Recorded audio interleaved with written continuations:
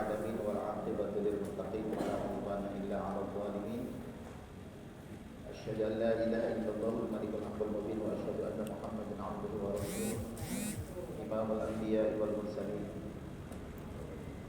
اللهم صل وسلم وبارك على سيدنا مولانا محمد صلى الله عليه وسلم وعلى آله وصحبه أجمعين أما بعد لا أصلي بهذا الكتاب الفاتحة أعوذ بالله من الشيطان الرجيم بسم الله الرحمن الرحيم الحمد لله رب العالمين الرحمن الرحيم مالك يوم الدين إياك نعبد وإياك نستعين اهدنا الصراط المستقيم صراط الذين أنعمت عليهم غير المغضوب عليهم ولا الضالين.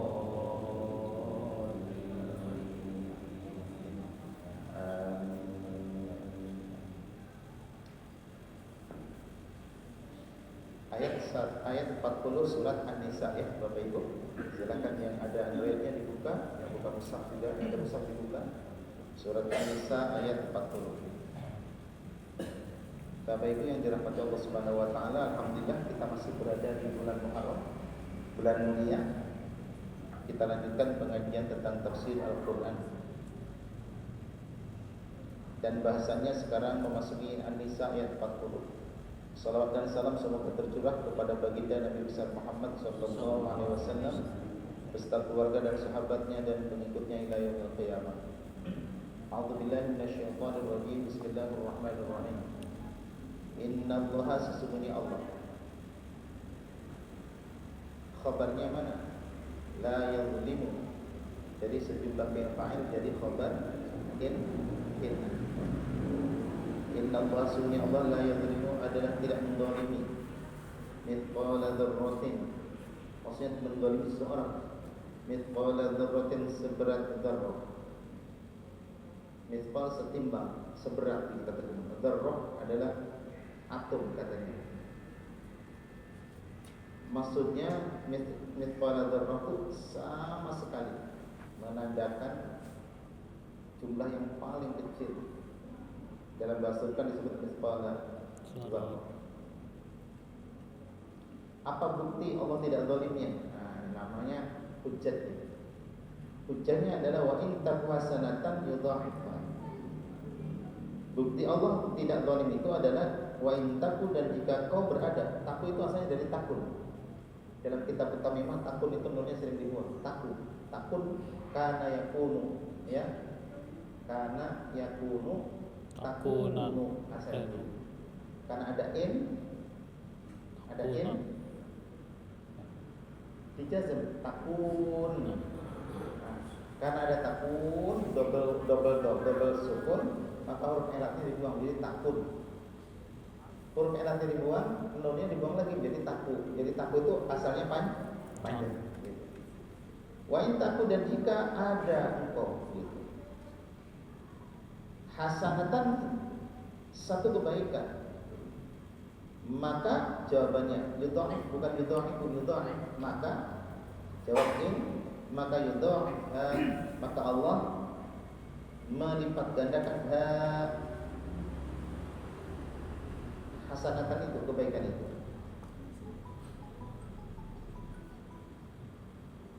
Jadi in itu ketemu dengan dua fi'il mudhari yang dijazm.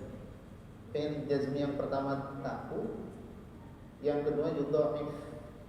Jadi in itu namanya harfu syartin, ketemu dengan dua fi'il mudhari yang dijazm. Fi'il yang pertama namanya sebagai fi'il syarat, fi'il yang kedua namanya jawab syarat. Diulangi, taku asalnya takunu, dibuang wawunya takun, dibuang lagi nunnya taku. Gitu. Di kitab Mutamimah, syarah Mutamimah gitu ya, itu dijelaskan. Nah, senada dengan ini di dalam Al-Qur'an sudah dikatakan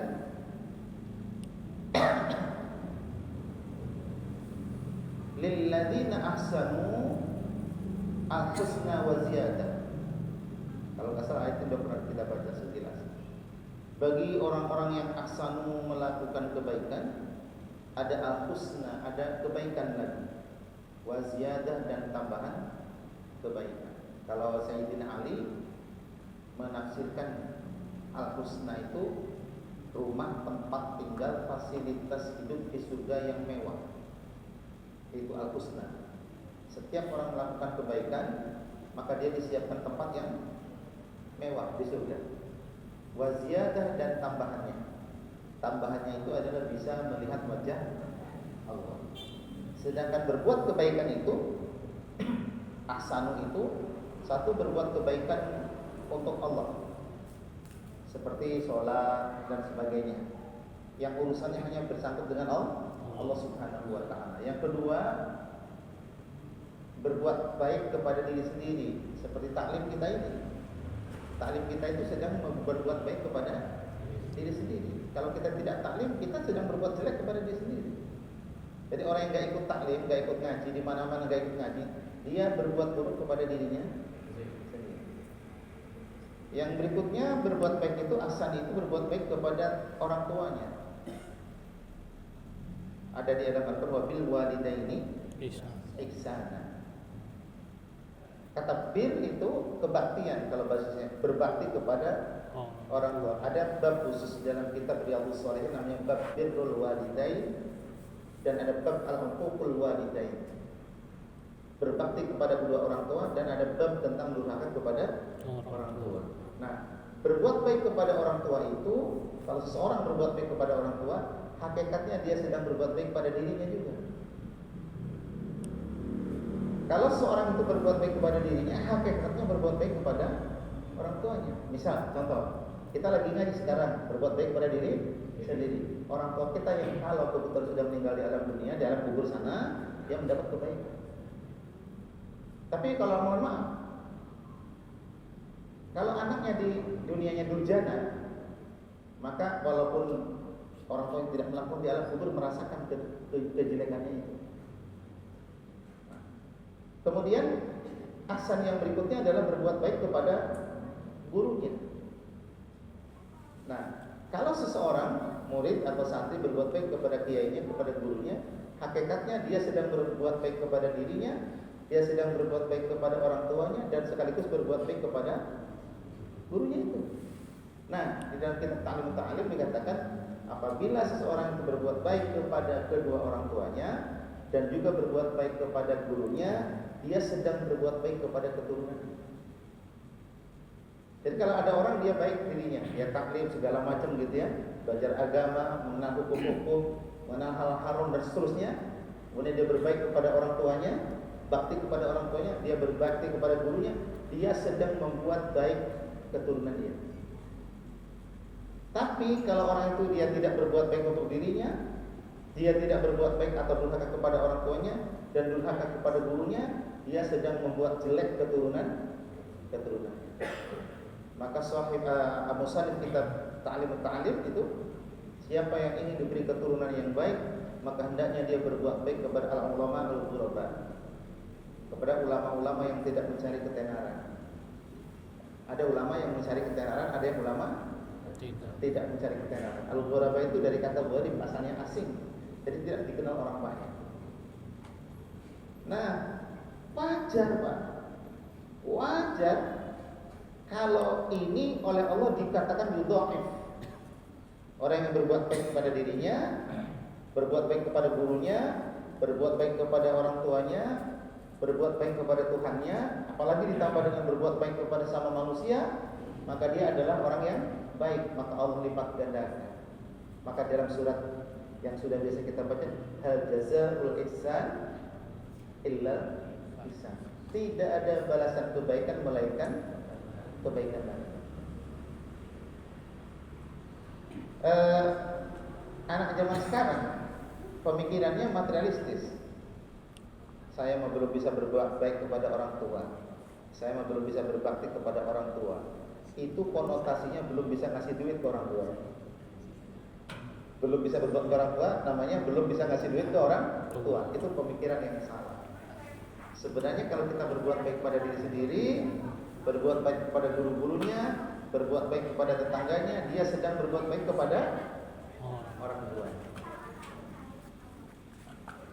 Wa in taku hasanatan yudha'ifha wa yu'ti min ladunhu ajran 'azima. asalnya yukti ada alif pekoknya.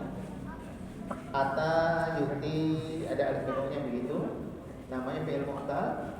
Karena fi'il mu'tal itu jazm, maka dibuang huruf ilatnya. Seperti taro, alam taro, alif pekoknya dibuang.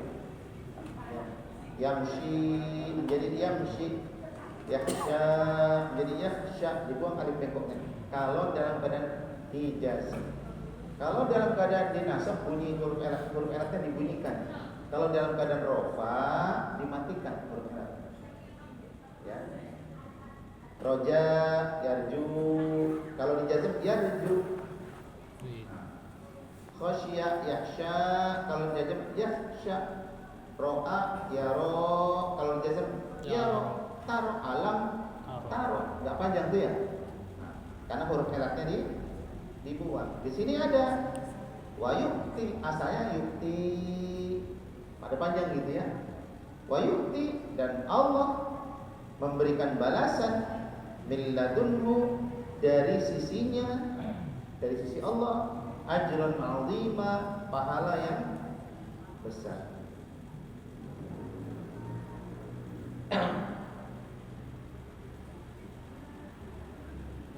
Berbuat kebaikan itu ada bil lisan, dengan lisan gampang berbuat kebaikan dengan lisan. Ada berbuat kebaikan dengan jawarih, dengan anggota tubuh. Orangnya aktif, memberikan kebaikan-kebaikan, menolong orang, mengangkat segala macam gitu ya. Silaturahmi, jalan, ketemu, salaman, itu kan dengan fisik. Berbuat baik dengan fisik. Ada berbuat baik dengan hati, mendoakan saudara-saudaranya ketika saudaranya sedang tertidur lelap. Itu ahsan kepada saudara teman-temannya dengan hati nurani, doa, munajat. Ada berbuat baik itu dengan malnya. Setiap ada orang yang membutuhkan, dia berbagi dengannya. Jadi berbuat baik ini sangat banyak sekali. Intinya, di mana ada kebaikan dilakukan oleh seorang muslim, maka Allah berikan balasan dari sisi Allah dengan pahala yang besar.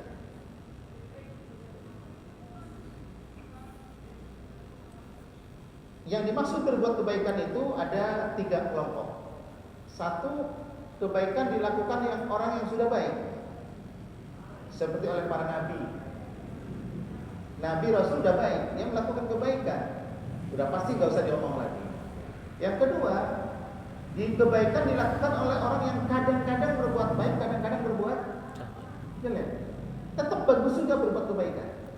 Misalnya, orang ada yang sholatnya belum penuh, mohon maaf, kadang sholat, kadang enggak, tapi dia berbuat baik, nolong yatim, nolong fakir miskin, itu tetap kebaikan. Yang ketiga, kebaikan dia lakukan oleh orang yang tidak berbuat kebaikan. Salat orang gelem, puasa orang gelem, ya kalau dia pokoknya mah rukun Islam pun ditabrak-tabrak. Tapi orang ini, orang yang durhaka disebut dengan al-mujrim itu, kalau dia melakukan kebaikan tetap dia baik. Orang jahat, biasanya jahat, kemudian dia melakukan kebaikan, dia tetap sebuah kebaikan. Adapun kelompok yang lain itu dilakukan oleh orang kafir, tidak kita bicarakan. Jadi misalnya gini Bapak, mohon maaf, orang itu nggak sholat, nggak biasa sholat, nggak biasa ikut pengajian. Giliran tahlil datang, dia ikut tahlil, ikut tahlilan, bagus nggak? Baca la ilaha illallah, bagus nggak? Bagus, yang dilihat nggak sholatnya itu. Lalu jangan dicaci maki itu, kan dia sedang berbuat kebaikan. Nah, contoh yang kedua, dia sholat juga kagak, jarang-jarang, puasa juga kagak, dia punya duit, giliran kurban dia kurban. Sholat enggak, puasa enggak, tapi giliran kurban. Kita nggak boleh celah. Dia berkurban adalah tetap kebaikan. Yang enggak bagusnya adalah yang enggak sholatnya itu. Nah, jadi kesimpulannya, apabila orang melakukan kebaikan, maka siapapun yang melakukan kebaikan dari 3 itu tidak boleh dicela. Karena dengan kebaikan itu nanti Allah akan memberikan balasan. Siapa tahu dengan kebaikan itu Allah berikan kesadaran kepadanya. Dengan kebaikan yang dia lakukan, Allah berikan mau bertaubat. Maka bagaimana supaya orang itu dipancing untuk berbuat baik? Jadi kalau ada orang berkebaikan walaupun tukang durhaka, jangan dicaci maki, jangan dicela. Kalau orang berbuat kebaikan. Karena Allah akan berikan balasan kepadanya. Bentuknya apa? Bisa saja dosa-dosanya diampuni, bisa saja dia derajatnya diangkat dengan kebaikannya itu, bisa saja diberikan kesadaran untuk bertobat, bisa saja diberikan jalan hidayah. Maka kadang kita begini, ada orang melakukan perbuatan baik, salah turun jangkep je. Ada bahasa gitu, salah turun jangkep wes korban. Iya, kalau nunggu orang salatnya komplit semua, yang kurban siapa? Kalau nunggu orang itu bersih dulu semua, nggak punya dosa, lalu baru berkurban, yang kurban siapa? Ya yang kurban ini kadang yang punya duit ya Bu ya. Kadang sholat itu masih jarang-jarang. Nah itulah makanya hukum Islam itu jangan digeneralisir. Kalau misalnya ada yang salah, ya di situnya salah. Tapi nggak boleh semua disalahkan. Seperti begini, orang pergi haji. Kalau ditunggu soleh dulu, lalu siapa yang bisa pergi haji? Ya orang yang pergi haji banyak yang neraka. Ning Mekah Yunan semua salah. Apa pergi haji dicela? Tidak, secara umum pergi haji adalah baik.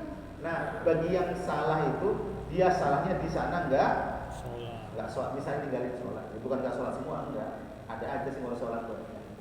Ada tentang ini kawanan. Apa? Bukan. Ini meter kan? Ayo ini meter. Bukan meter. Nah, jadi hadirin yang rahimakumullah, ayat ini memberikan optimisme yang kuat. Untuk berbuat kebaikan tidak nunggu alim dulu. Untuk berbuat kebaikan tidak nunggu kaya dulu. Untuk berbuat kebaikan tidak nunggu jadi soleh dulu. Di mana kita ada kesempatan berbuat baik, maka berbuatlah kebaikan. La tatruk al-hasanat. Jangan kau tinggalkan kebaikan. Walau datifan, walaupun satu menyentuh. Bahkan ada laku toyib al-hasanat. Jangan kau sia-siakan kebaikan. Kalau sudah bisa melakukan kebaikan, lakukan segera. Jangan melihat bagaimana komentar orang. Begitu bisa ada peluang berbuat kebaikan, segera laksanakan. Karena bisa saja peluang kebaikan itu nanti akan diambil kembali oleh Allah Subhanahu wa taala. Kalau ada kemampuan berbuat kebaikan, segera lakukan. Bisa jadi nanti kekuatan itu diambil kembali oleh Allah Subhanahu wa taala. Kalau ada kemampuan berbuat kebaikan, segera lakukan. Kalau ditunda-tunda, jangan-jangan kemampuan itu nanti diambil kembali oleh Allah Subhanahu wa taala. Maka kita optimis hadirin jamaah rahimakumullah. Ada orang yang nggak biasa datang ke masjid, ada orang sholat di masjid. Jangan dibully. Jangan aku biasanya lakukan mana jadi tumben. Mau datangnya jadi udah malu, dibully lagi. Ya mohon maaf ya Pak ya. Lah ya pokoknya jangan begitu. Mari yuk kita semua menuju kebaikan. Gini Bu, Bapak Ibu, ada orang yang latnya kencang, ibarat lagi lari, tapi belum tentu finishnya lebih dulu dia. Ada orang yang mulainya pelan, mulainya lambat, tapi bisa jadi dia finishnya duluan. Itu ibaratkan dengan kita. Mungkin kita lebih dulu ikut taklim, tapi sampai tajalli kepada Allah, kasyaf, itu belum tentu paling dulu. Ada orang mulai belakang taklimnya, udah 40 tahun baru ikut ngaji, gitu. Dulunya belaksikan hidupnya, tapi dengan kesungguhan niat, kebersihan jiwa dan seterusnya, mungkin dia lebih dulu usul kepada Allah. Maka kita tidak boleh menjelekkan makhluk. Ya, apalagi kelihatan orang ke masjid, udah ke masjid masih aja diopeng. Coba yang diopeng ini yang belum ke masjid ya, gitu. Tapi kalau taklim pasti diopeng itu. Lagi taklimnya lagi diberesin. Jadi mohon maaf ya Ibu, jangan sampai kita mencela seorang yang melakukan kebaikan walaupun dirinya belum menjadi orang yang baik. Saya bacakan satu hadis begini. Bentar.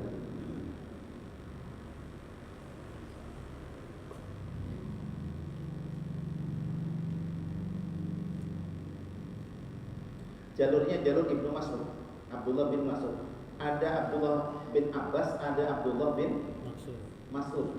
Abdullah bin Abbas disebut Ibnu Abbas, Abdullah bin Mas'ud disebut Ibnu Mas'ud. Itu ya.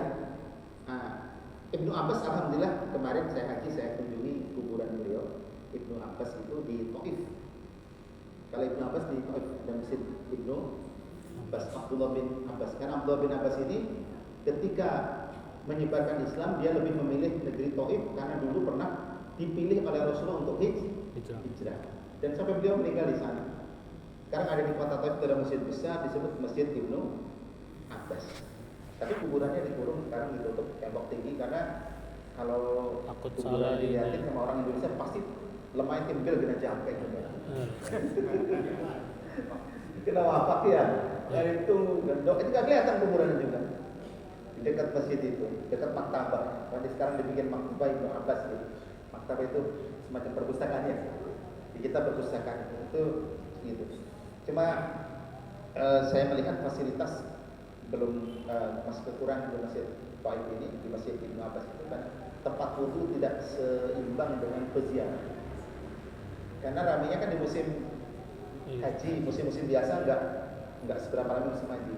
Makanya fasilitasnya seperti fasilitas toilet, fasilitas tempat wudu itu dirasakan masih cukup kurang. Bahkan ada sebagian yang wudunya bawa air botol sendiri. Karena bukan gak ada air, tempat wudunya terbatas. Saya wudu di keran berdua, keran gantian. Kalau saya ngambil, dia ngusap muka. Kalau dia ngusap muka, saya ngambil. Saya tidak ngusap muka, dia ngambil air. Jadi gantian dia wudu. Jadi nanti air yang ngocor tidak terbuang. Dan hampir semuanya begitu. Melalui jalur Ibnu Mas'ud, sekarang Ibnu Mas'ud ini dikatakan begini, yu'ta bil 'abdi yaumal qiyamah. Didatangkan hamba-hamba itu nanti pada hari kiamat. Wa yunadi, didatangkan, dikumpulkan ya. Wa yunadi munadin, dan seorang penyeru memanggil ala rukusil awwaliyin, atas pimpinan dari orang-orang yang awal-awal, wal akhir, dan orang-orang akhir. Orang dulu-dulu dipanggil, orang sekarang-sekarang dipanggil juga. Dikatakan hadza fulan bin fulan. Ini adalah fulan bin fulan. Man kana lahu alaihi haqqin. Siapa yang ada baginya hak? Nih si A nih, ini nih. Siapa yang punya urusan dengan dia? Gitu ya, yang punya hak, haknya pernah keambil gitu ya. Fal ya'ti ila haqqi, ambil haknya dia. Gampangnya gini. Saudara-saudara, nih si Hanu nih. Siapa yang dulu dia pernah merasa kena sama dia, barangkali nama baiknya tercemarkan, hartanya ada yang diambil, ambil sekarang nih. Ditagih ya, ambil deh. Tsumma yuqalu lahu a'ti haula'i, kemudian dikatakan kepada laki-laki itu, berikan semua yang menagih kepadamu itu, huquqahum, hak-hak mereka.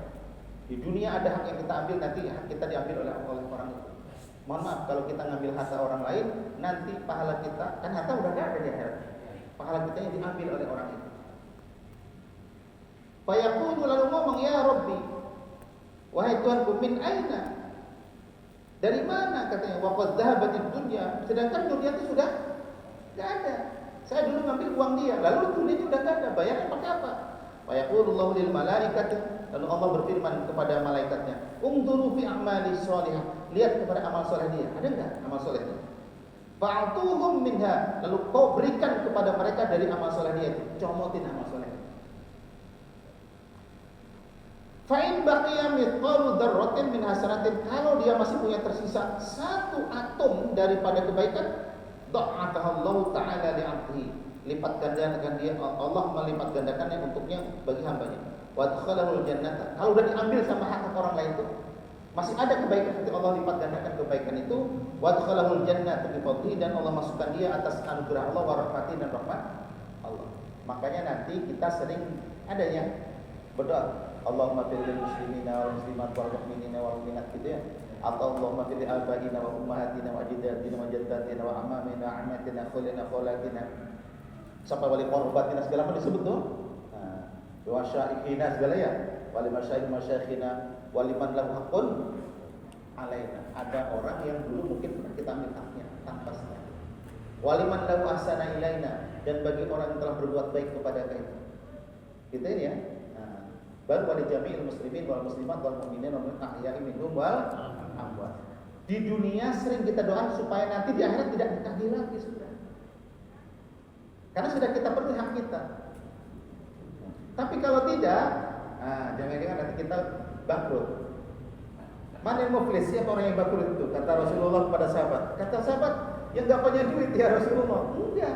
Orang yang bangkrut adalah orang yang banyak amalnya di dunia, tapi di akhirat habis diambilin orang. Karena dia sering ambil hak orang. Ambil hak orang itu bukan duit saja, Pak. Barangkali kita pernah mencederai nama baiknya, menceritakan ketidakbaikannya, yang kalau dia mendengar dia tidak sedih. Maka disinilah kita harus membebaskan hak-hak kita dari hak orang lain. Ya, jadi dengan cara kita banyak berinfak, bersedekah, membaca istighfar untuk kaum muslimin, terutama kaum muslimin yang dulu barangkali pernah kita ambil haknya tanpa kita sadari. Kita mau wudu, sendal kita nggak ada, lalu kita pakai ke sendal orang lain. Ya kan pernah ambil haknya itu, atau nagih di sananya. Kalau kitanya masih ada kebaikan, jangan-jangan pahala wudu kita dibagi dengan dia. Mending kalau dibagi doang. Kalau pahala wudunya udah habis buat dia, namanya kita muflis. Namanya apa tuh? Bangkrut amalan kita.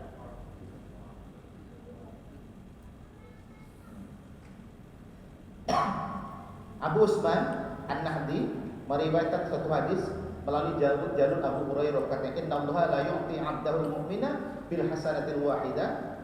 Sesungguhnya Allah Ta'ala akan memberikan kepada seorang hambanya yang mukmin bil hasanah al wahidah, dengan kebaikan yang satu yang ia lakukan. Apa? Alfi hasanatin, balasan 1000 kebaikan. 1000 kebaikan itu, kalau 1000 itu berarti 1 juta. Tapi orang Arab bukan begitu maksudnya. Kalau sangat banyak sekali nggak terhitung disebut alfi. Allahumma sholli ala habibil mustafa alfi marrah.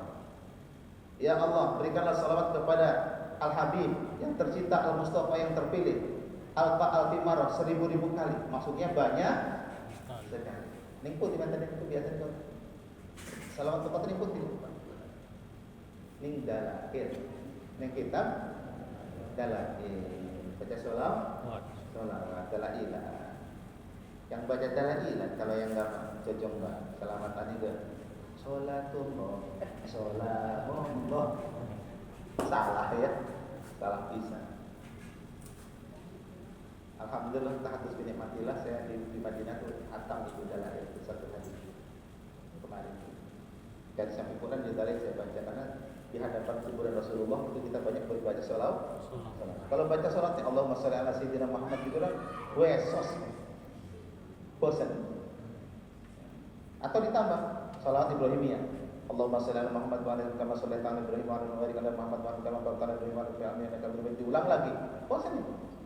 Tapi kalau yang dibaca sholawat itu plus ditambah dengan dalail, selesai. Karena dalail itu isinya sholawat. Awas jangan ngikut-ikutin orang yang berfirman dalail itu bid'ah. Wong sholawat itu bid'ah. Jadi baca aja.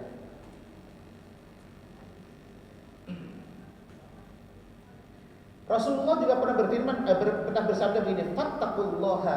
Pertama, takwalah kalian kepada Allah, takutlah akan siksa Allah.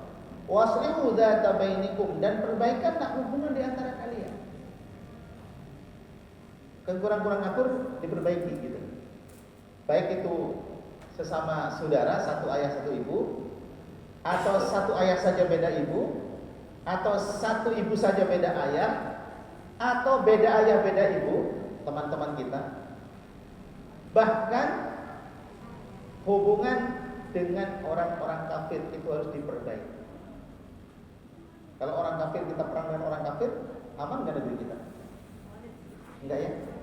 Ya maka hubungan itu diperbaiki.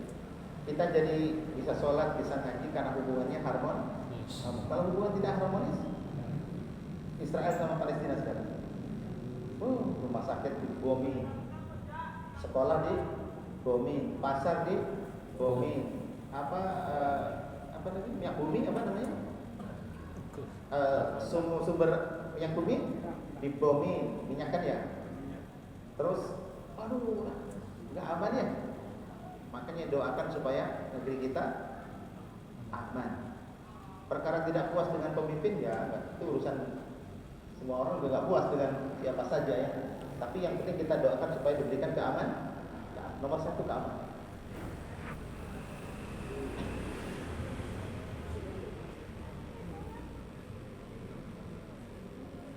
Mohon maaf saya sambil minum aja ya kan betul tenggorokannya masih.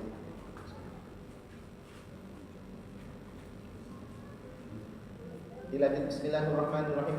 Lalu bagaimana? Apa yang dibuat oleh orang-orang kafir kalau sudah kejadian begitu? Kalau sudah begitu bagaimana? Idza jitna ketika kami telah datang min kulli ummatin dari setiap umat itu bisyahidin satu orang saksi, nabi yang menjadi saksi. Wajibna bika dan kami datangkan kepadamu ala haula'i atas mereka semua itu orang-orang kafir itu syahidan sebagai saksi. Enggak bisa berkelit.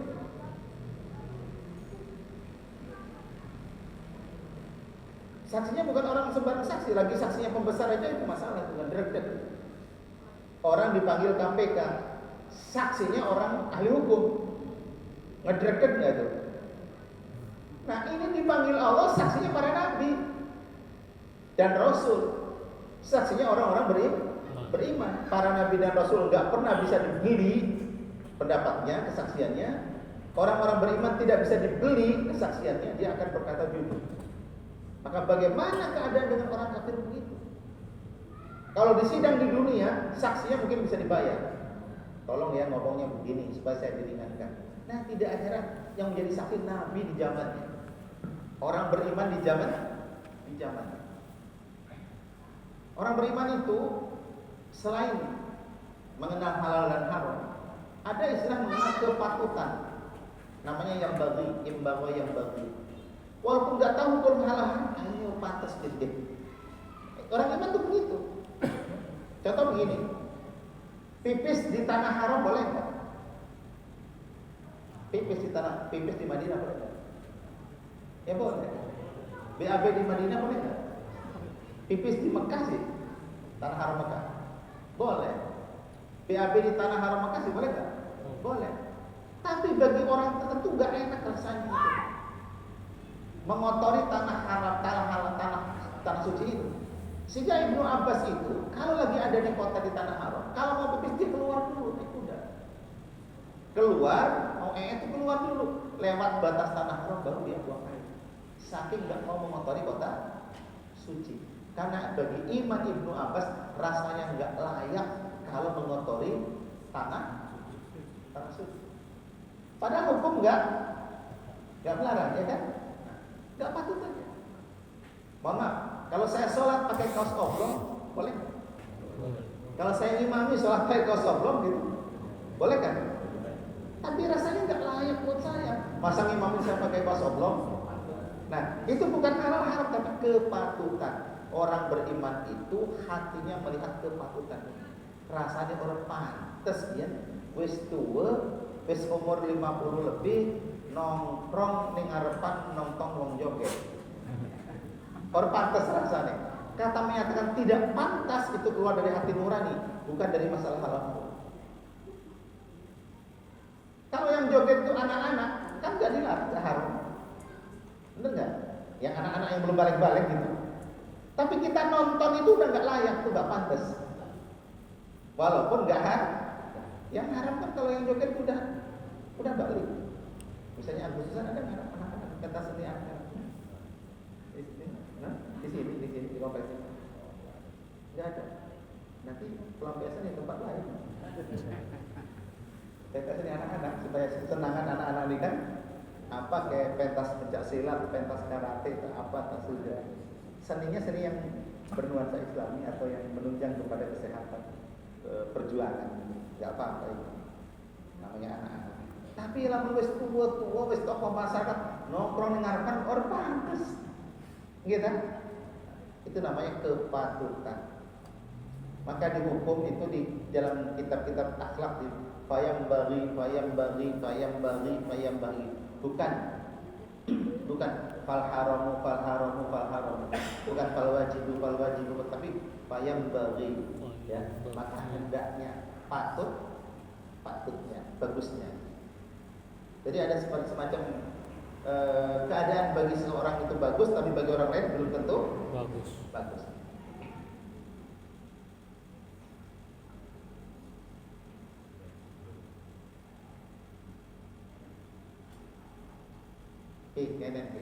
Sedekah saya perak boleh atau sedekah saya perak?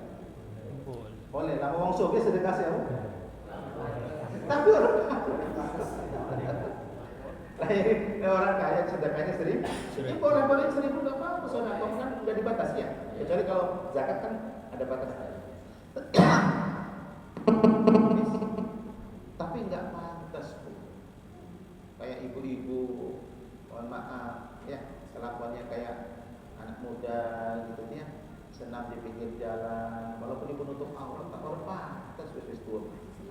Kalau mau senam ya tempatnya agak tertutup dikit lah, gitu itulah. Namanya sudah jadi ibu, pangkatnya juga udah 2.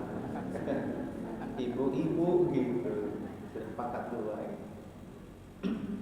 Jadi kepatutan ini baik buat kita. Namanya ihsan, berbuat kepatutan itu ada ihsan. Oleh karena itu Rasulullah SAW berihsanlah engkau dalam seluruh perbuatan, termasuk dalam menyembelih binatang. Ditajamkan apa namanya? Pisaunya. Karena itu ihsan, berbuat kebaikan. Bismillahirrahmanirrahim. Yauma idzin yawaddul ladzina kafaru. Pada hari ini, pada hari kiamat. Pada hari ini, pada hari kiamat. Yawaddul ladzina kafaru. Wadda yawaddu. Wadada yaudadu asalnya. Wadada yaudadu. Wadada hurufnya sama, gandeng dal. Angel kata orang Arab. Maka dibuang dalnya satu diganti pakai tasydid. Wadda yawaddu. Asalnya wadada yaudadu.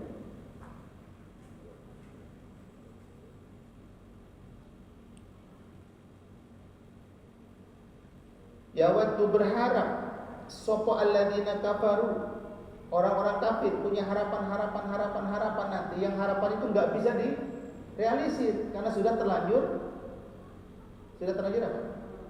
Sudah terlanjur mati dan sudah terlanjur kiamat, kebangkitan. Punya harapan pengen hidup itnataini 2 kali. Ihyataini itnataini pengen dihidupkan 2 kali. Ya nggak bisa, udah mati kok dihidupkan nanti di akhirat, nggak bisa balik lagi ke dunia. Wa asawur rasulah, dan orang-orang telah bermaksiat kepada Rasul, kepada kanjeng Nabi, yang telah durhaka kepada kanjeng Nabi. Pengen apa? Orang kafir, orang yang masih kepada Rasul, pengen apa? Pengennya lau tusawwa bihimul ardu, kalau saja tusawwa diratakan bihim untuk mereka al-ardu bumi.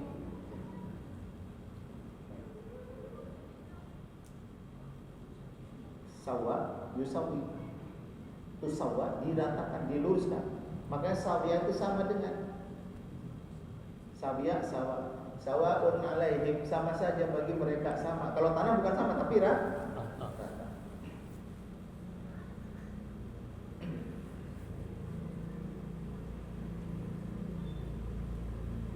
Maksudnya mereka berharap dikubur diratakan dengan tanah sebagaimana orang-orang yang telah mati dari kalangan kaum muslimin. Ya nggak bisa dong. Lagi orang mukmin aja mati, cara matinya beda, dikuburnya beda. Contoh, orang yang mati syahid dengan orang yang mati biasa dikuburnya sama nggak? Nggak sama. Dikafaninya sama nggak? Nggak sama. Oke deh, sama-sama tidak mati syahid. Di Mekah kalau nyolatin jenazah itu ada yang kepalanya dibuka, ada yang ditutup sampai kepala mayit itu. Ya kan betul ya? Kalau yang di TV itu, kalau kita yang dibuka melihat langsung ya. Jadi jenazah itu ketika disolatin ada yang kepalanya dibuka, ada yang kepalanya ditutup kayak di kita. Kita ditutup atau dibuka? Ditutup karena kita sedang tidak ihram. Waktu meninggalnya tidak sedang ihram. Kalau yang meninggalnya sedang ihram, disolatinnya kepalanya dibuka, mukanya dibuka. Makanya kalau di Madinah mah mayatnya kayak kita gitu, jenazahnya dibungkus sampai kepala. Kok di Mekah ada yang tidak dibungkus sampai kepala? Karena di Madinah tidak ada yang sedang ihram. Meninggalnya tidak ada yang sedang ihram, karena ihram mau umroh atau haji adanya di Mekah. Gitu. Itu matinya aja beda. Apalagi orang kafir pengen disamakan dengan orang mukmin, nggak sama. Lagi kita aja, mohon maaf itu warga biasa dengan warga berkelas di kita. Kadang itu kalau kondangan itu dibedakan. Iya kan? Masuk hotel dibedakan. Masuk hotel. Yang ini berangkat haji bayarnya sama. Yang kaya, yang miskin bayarnya sama. Kenapa di pesawat duduk tempat duduknya karena dibedakan? Benar nggak? Atau dibedakan spesial? Ya, saya bayarnya sama dengan orang yang biasa, jumlahnya sama. Tapi kenapa tempat duduknya di pesawat dibedakan? Lagi sesama orang mau pergi haji, bayarnya sama. Karena memang manusia itu tidak sama akibat amal dan ilmunya dan imannya. Kalau manusia secara manusiawi sama, tapi yang membedakan pangkat manusia itu ada ilmu, ada amal, ada iman dan ihsannya. Beda-beda antar orang, maka tingkatannya berbeda. Apalagi orang beriman dengan orang kafir. Maka lau tusawwa bihumul ardu, enggak mungkin. Lau tusawwa bihumul ardu tidak mungkin. Wala yaktumuna Allaha haditha. Wala yaktumuna Allaha haditha. Wawnya wawal namanya. Hal yang waw itu hal itu padahal, sedangkan sementara itu berlawanan. Padahal la yaktumuna Allah, mereka tidak bisa menyembunyikan kepada Allah haditha, satu kejadian apapun. Tidak bisa menyembunyikan. Apalagi orang kafir, orang beriman aja tidak bisa menyembunyikan kelakuannya di hadapan Allah. Kepada istri bisa disembunyikan. Ibu, lu ngemancing, ngewarai merapat. Gak taunya lagi pergi mancing. Sama siapa mancingnya? Sama temannya. Padahal bukan sama temannya, sama teman-temannya. Itu masih bisa itu. Tapi nanti tidak bisa. Wala yakumunallaha haditha. Mereka tidak bisa menyembunyikan kepada Allah haditha, satu perbuatan pun atau satu pembicaraan. Kan di ayat yang lain dikatakan innallaha la yakhfa 'alaihi syai'un fil ardi wa la fis sama.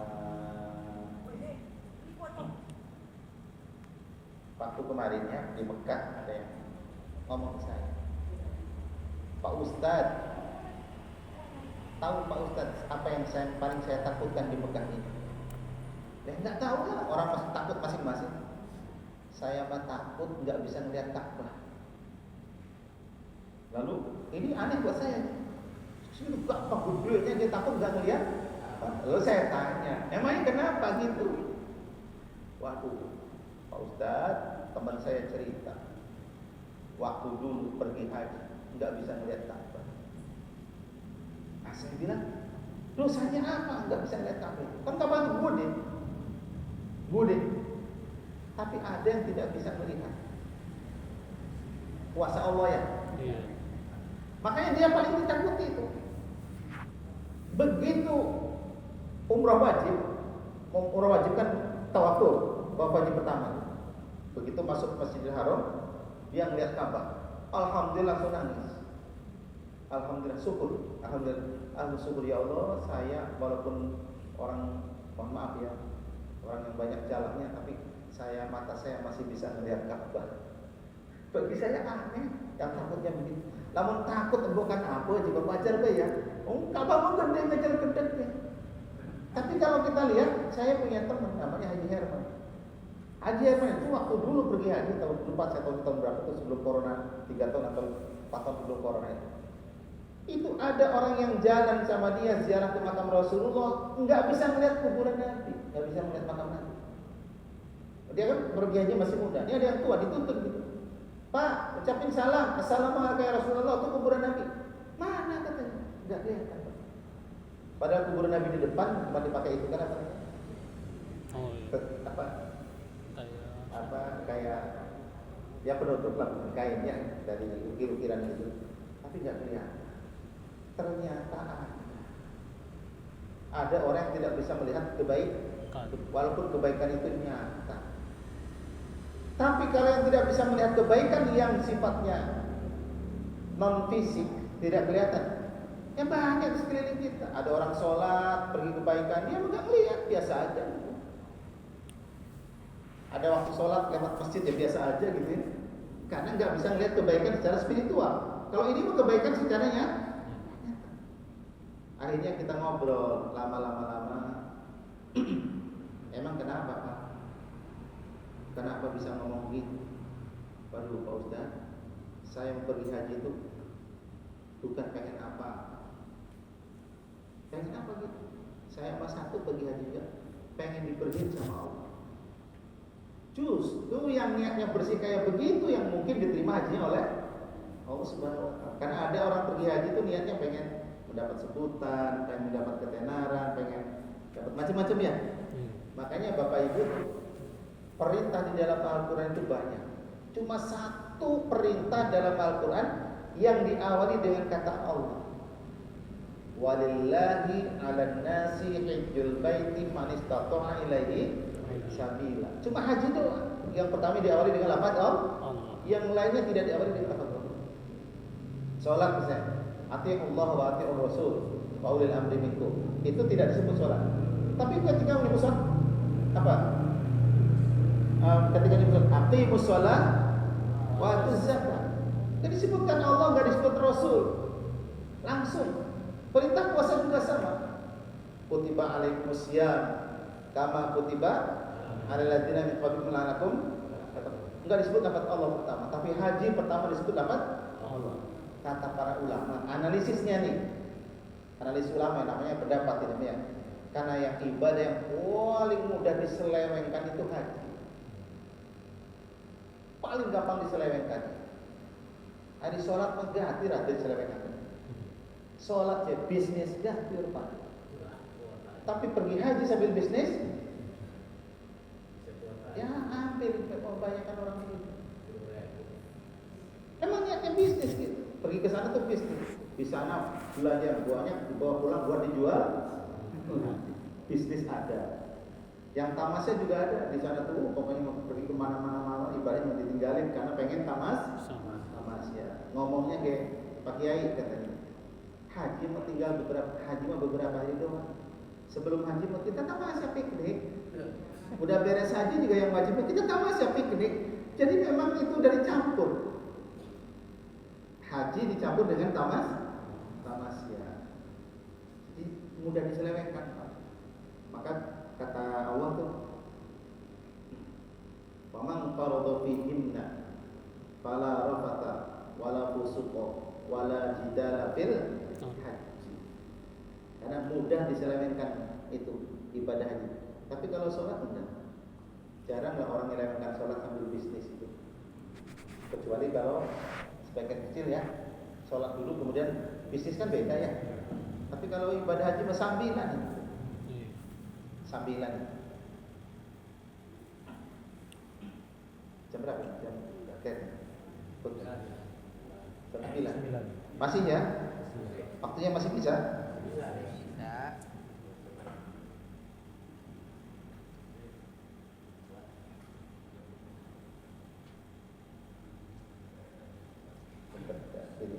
Dari anak saya lagi di Mesir, lagi ziarah ke makbarah Imam Abu Al-Abbas Al-Mursi.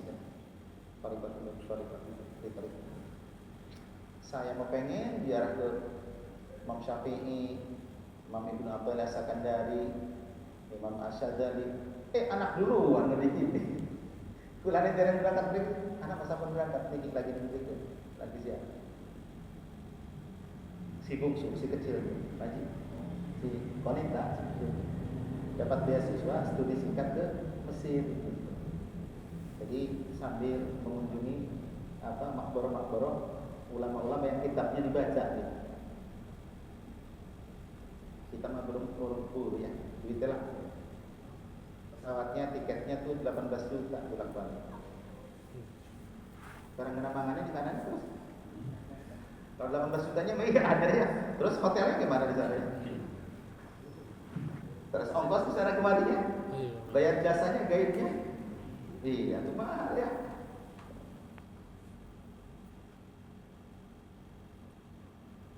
Terus ganti paragraf. Bismillahirrahmanirrahim. Ya ayyuhalladzina amanu, wahai orang-orang yang beriman, la taqrabus sholata. Jangan berhenti di situ. Haram kalau baca Quran berhenti di situ. Ya ayyuhalladzina amanu, wahai orang-orang yang beriman. Kalau ada ya ayyuhalladzina amanu, datang perintah, datang larangan, atau perintah dan larangan sekaligus ada. Kan kita sudah bahas ayat-ayat itu ya. Di sini larangan, la taqrabus sholata, jangan kalian mendekati sholat. Wa antum sukara, sedangkan kalian dalam keadaan mabuk. Sukara itu mabuk.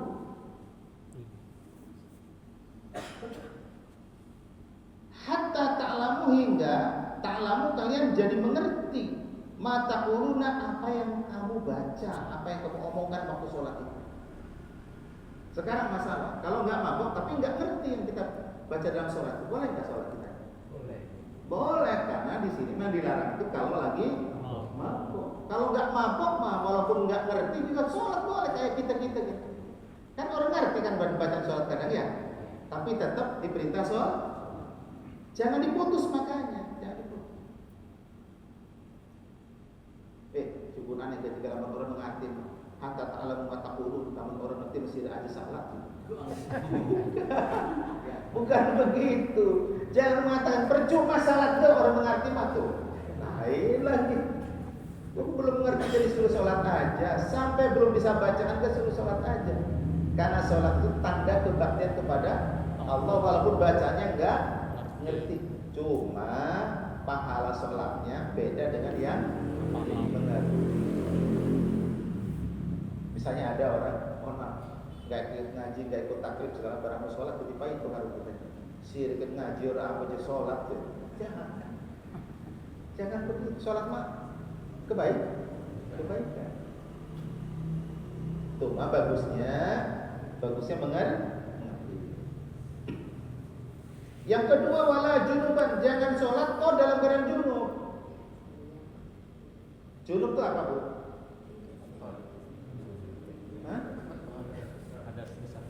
Hadas besar yang gimana junub itu?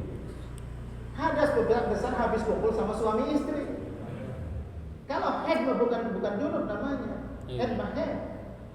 Junub mah habis satu berhubungan suami istri atau mimpi basah. Namanya junub. Asal ayat dulu nih, belum ke tafsir. Arti yang terjemah dulu.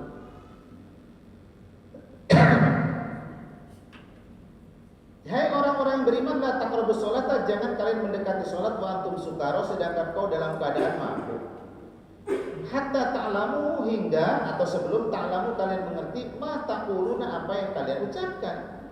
Wala junuban, artinya jangan juga la taqrabus sholata wa antum junuban, begitu asalnya. Tapi dibuang, namanya huruf atau kaunya huruf atau digabung ke sana.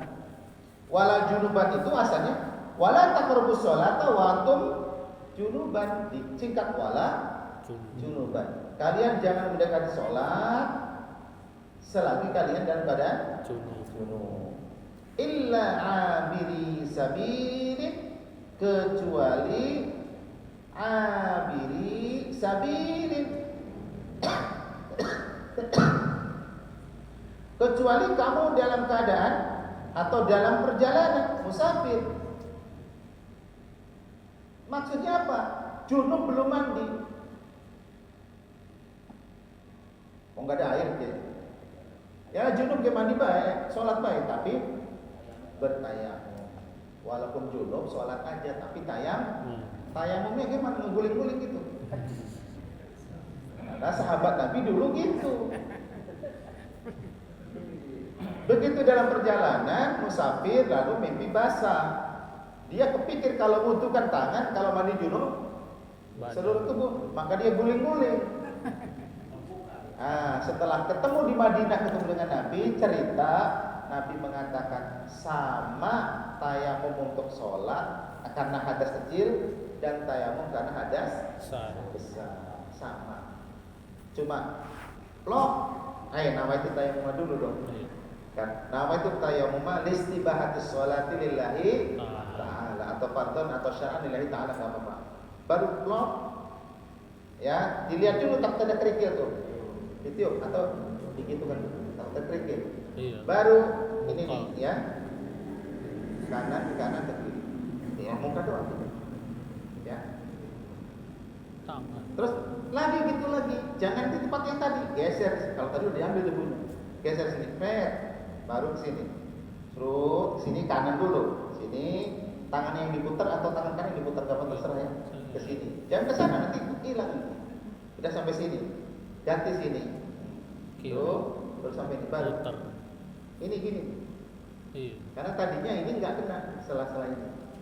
Gitu. Ya, baru selesai. Itu namanya tayamum, baik untuk sholat, baik untuk karena hadas kecil ataupun karena hadas besar. Niatnya sama, listibahati sholat, bukan lirokil hadasil akbari atau lirokil hadasil asghari, tidak, karena hadas nggak hilang. Cuma namanya liistibahatis sholat karena atau untuk atau supaya dibolehkan sholat. Coba Bismillahirrahmanirrahim. Nawaitu tayammuma liistibahatis sholati lillahi ta'ala. Sudah, cuma satu tayamum berlaku untuk satu sholat fardu. Ntar kalau mau sholat fardu lagi wajib tayamum lagi. Dan tayamumnya setelah masuk waktu. Kalau belum masuk waktu zuhur, tayamum untuk sholat zuhur nggak sah. Bagaimana Ustaz kalau dijamak sholatnya 2 kali tayamum tetap?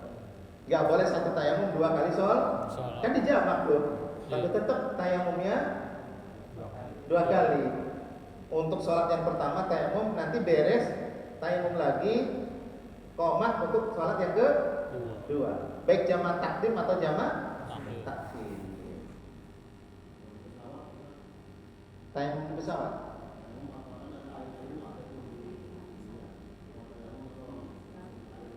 Pakai air di mana? Ya nggak akan cukup lah, orang 450, orang 500 ya. Stok airnya untuk wudhu nggak akan cukup. Untuk pipis saja kurang kan? Kalau ada air untuk minum atau untuk masak nasi, kalau dipakai wudhu nggak cukup minum, nggak cukup masak nasi, maka wajib tayamum. Kalau punya air, sedang bawa binatang, misalnya bawa kuda atau bawa kambing, kalau dipakai wudhu, kambingnya nggak dikasih minum, wajib tayamum. Bawa air, lagi naik mobil, kalau air dipakai untuk wudhu, radiator nggak keisi, wajib tayamum, airnya untuk isi.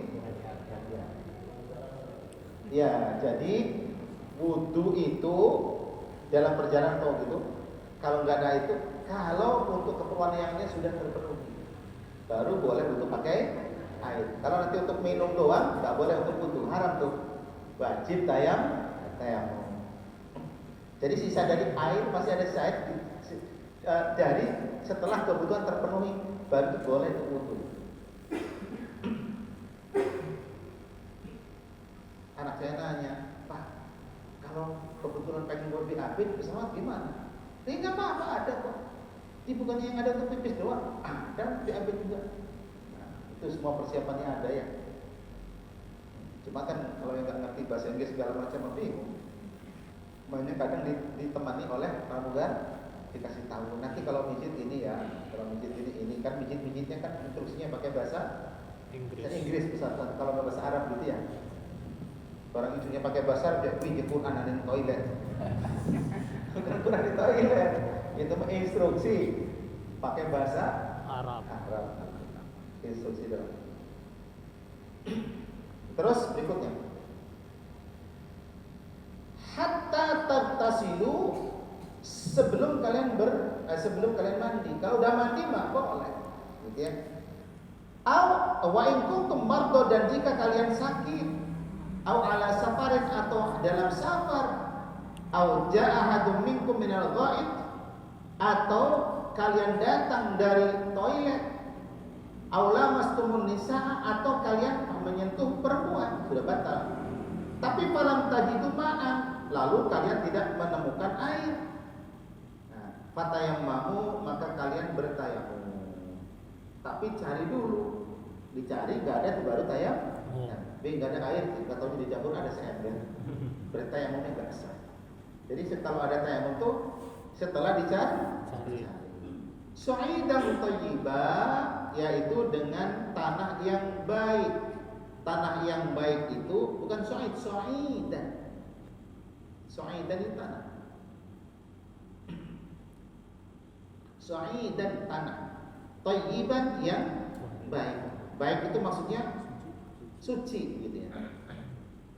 Famsahu biwujuhikum, pertama basuhlah, usaplah kalian wajah-wajah kalian, wa aidikum, dan tangan-tangan kalian. Jadi wajah dan tangan. Kita ada wudu je, air tayamum juga lengkes celana dan segala macam. Kan mau tayamum, kenapa lengkes celana?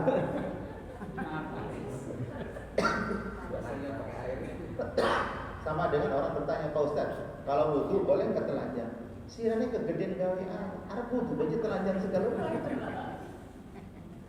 Maksudnya Pak Ustaz, wudu dalam keadaan telanjang.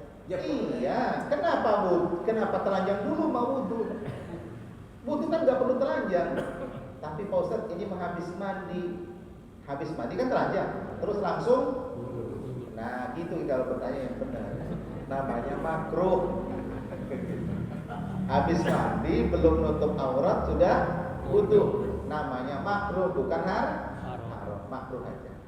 Tapi kalau asalnya pakai baju mau wudu terus telanjang, haram. Ya sengaja telanjang mau wudu, ya telanjang, nggak pakai kaitannya dengan wudu. Ya wudu anggota ini doang kan. Fa idza kuntum ila sholati faghsilu wujuhakum. Iya. Wa aydiyakum ilal marafiq itu dua situ. Famsahu birusikum. Ya, warjulakum ilal ka'bayn, dua kalian kan sampai dua mata. Aja itu doang yang perlu. Wudu itu kita mah segentong dan habis. Ya saya di Arab satu botol aqua yang kecil itu berapa sih? 2 gelas ini ya? Aqua yang kecil tuh.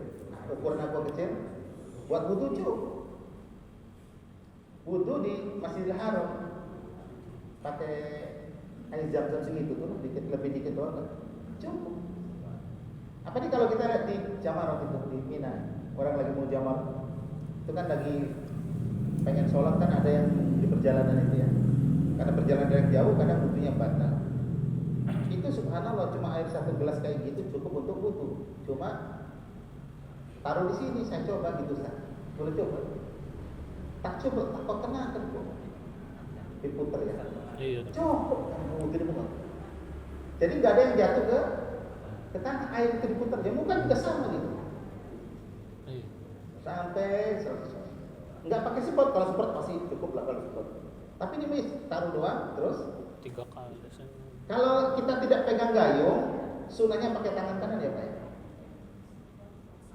Beda kalau kita yang pakai gayung, nggak apa-apa pakai tangan kiri. Kan gitu kita di Indonesia gitu kan.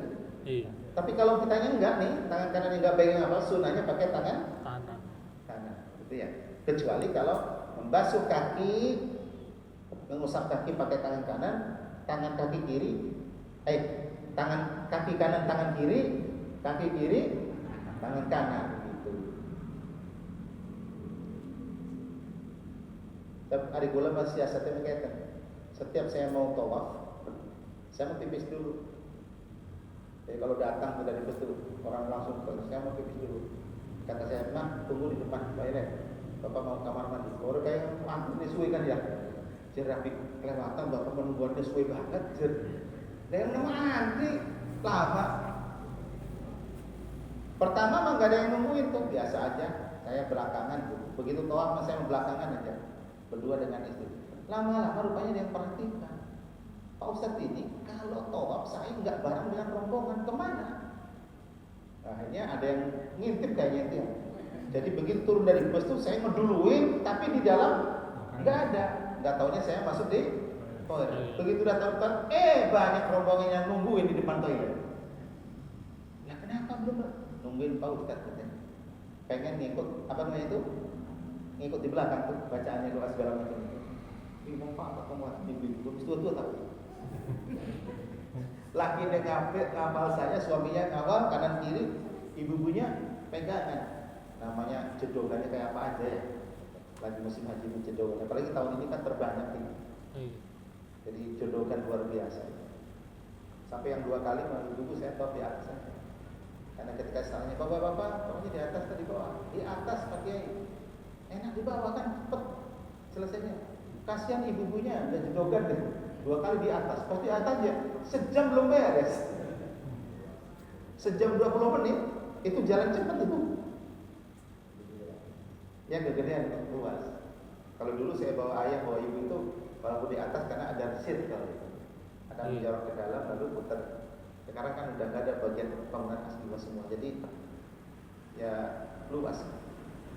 1 jam tuh nggak cukup buat tawaf doang. Belum sa'inya ya. Masjidil Haram itu perluasannya hampir 2 kali lipat Pak. Kalau yang tahun lalu itu masih baru apa? Yang baru lagi, sekarang sebagian sekarang lagi perluasan lagi. Tidak dipakai sekarang. Masjid Nabawi dulu Raudhah itu ada dekat paling di samping makam Rasul. Kesininya pintu Jibril, babu Jibril, kesininya babu Nisa, kesininya lurus ke sana. Sekarang udah ditambah lagi bangunan lebar ke sana, luas sekali. Masjid Nabawi luas sekali. Luar biasa pembangunan di Arab ini. Menyediakan untuk jamaah dari seluruh dunia. Innallaha kana afuwan ghafura. Sesungguhnya Allah itu afuwan adalah Maha Pemaaf dan Maha Pengampun. Pemaaf walaupun kita dalam badan punya junub. Seperti orang yang beser, orang yang sering kentut, gimana itu? Sholatnya gimana? Pak Ustaz, saya mah walau bagaimana juga orangnya beser. Apalagi di Pajajaran segala macam, sholat tuh mesti aja ada yang gitu. Walaupun kena netes air pipis karena tukang beser, sholatnya terusin aja. Yang penting sebelum sholat punya wudu. Bagaimana yang terus kentut doang? Kentut ngebrobot ke sholat mah terus saja jalan. Karena ada yang penyakitan. Ya, terutama ada orang yang habis dioperasi tulang belakang. Itu pasti ada obat yang nantinya buang angin terus. Bagaimana?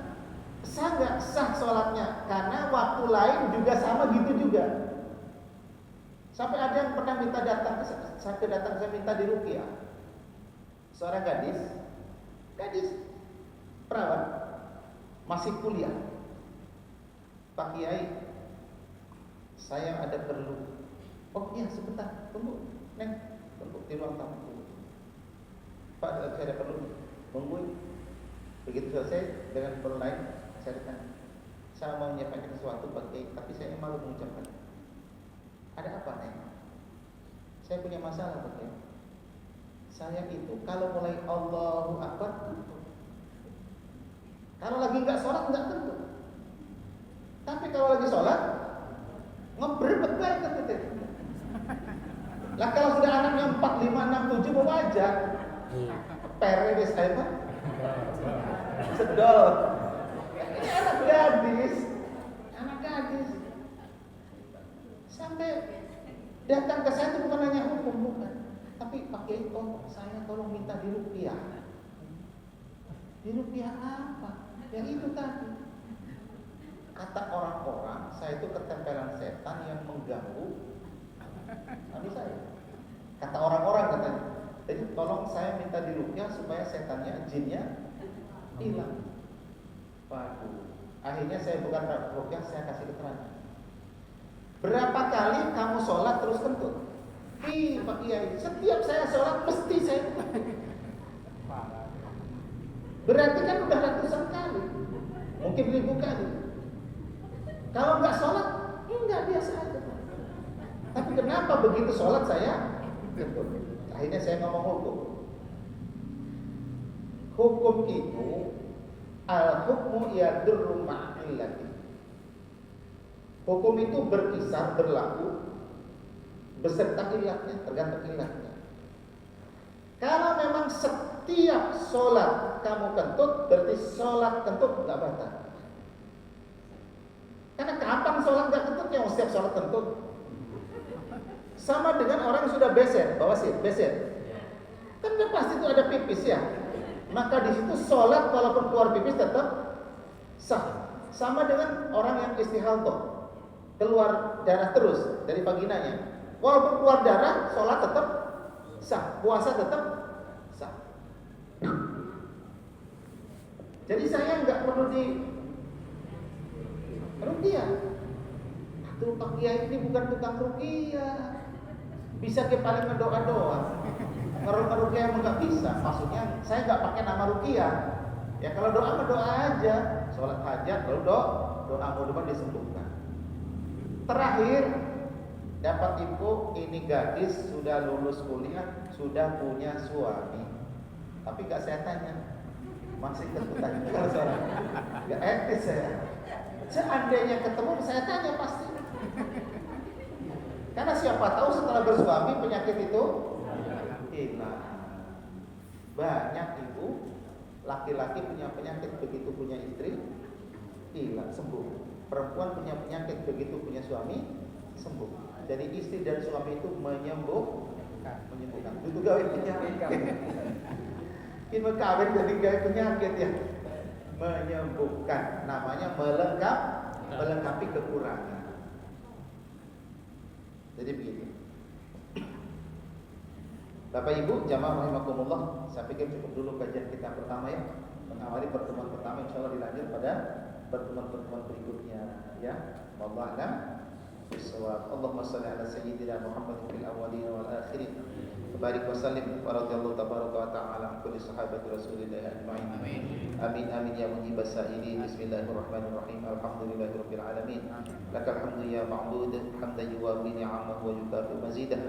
Ya Rabbana lakal hamdu kama yanbaghi li jalali wajhikal karim wa 'azimi sultanik. Allahumma shalli ala sayyidina Muhammadin salatan tunajjina biha min jami'il ahwali wal afat wa taqdi lana biha jami'al hajat wa tutahhiruna biha min jami'is sayyi'at wa tarfa'una biha 'indaka 'ala darajat wa tuballighuna biha aqsal ghayat min jami'il khairati fil hayati wa ba'dal mamat innaka 'ala kulli syai'in qadir. Allahumma fir lil muslimina wal muslimat wal mu'minina wal mu'minat al ahya'i minhum wal amwat. Allahumma sallimna wa sallim al muslimina wal muslimat min kulli bala'id dunya wa 'adzabil akhirati wa fitnatihima innaka 'ala kulli syai'in qadir. Rabbana atina fid dunya hasanah wa fil akhirati hasanah wa qina 'adzaban nar. Wa sallallahu 'ala sayyidina Muhammad wa 'ala alihi wa sahbihi ajma'in. Walhamdulillahi rabbil alamin. Subhanaka Allahumma wa bihamdik asyhadu an la ilaha illa anta astaghfiruka wa atubu ilaik. Walhamdulillah.